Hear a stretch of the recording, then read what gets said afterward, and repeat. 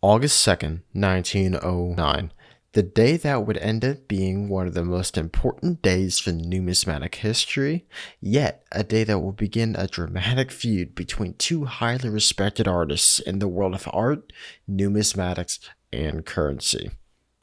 The artist, Victor David Brenner, designed the coin we all know today as the wheat cent, and the design was approved on this day, August 2nd, 1909. Now, to many, this may not seem like an issue. The design was approved for the most commonly used coin in America.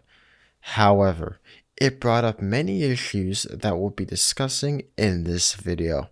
Hi, my name is Spencer from SFM Coins, and today we will be discussing the drama and feud between renowned artist Victor David Brenner and the chief engraver of the United States Mint, Charles E. Barber.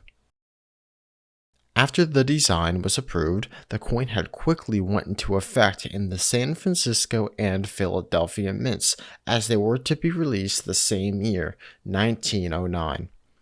However, there was public backlash at the approved design. The public complained that the initials VDB on the back of the reverse were too distracting for the coin's design. Of course, VDB being the creator's initials of Victor David Brenner. Newspapers such as the Washington Star states the initials were too distracting and are even seen as advertisement more than an actual signature for the design.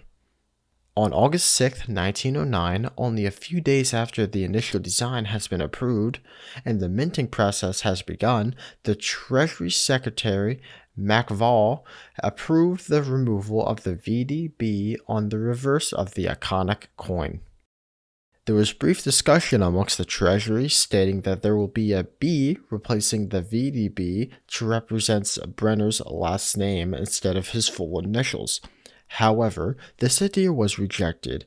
Barber already had a B on his designs for his coins that he helped create, such as the Barber dime, the Barber quarter, and the Barber half dollar.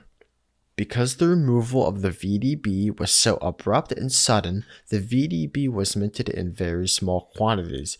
In the Philadelphia Mint, they minted just shy of 28 million, and in the San Francisco Mint, they only made 484,000. There is another issue though. With the dies needing to be replaced, it took a week for the new ones to get to the mints, which gave the VDBs plenty of time to get out into circulation.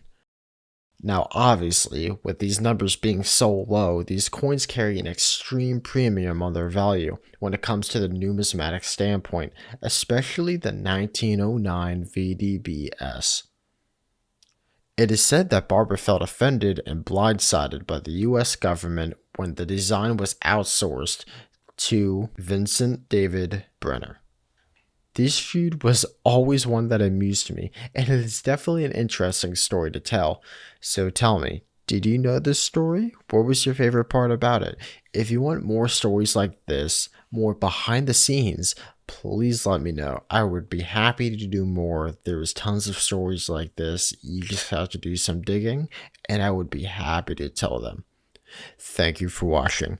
My name is Spencer from SFM Coins, and I will see you in the next video. Goodbye now.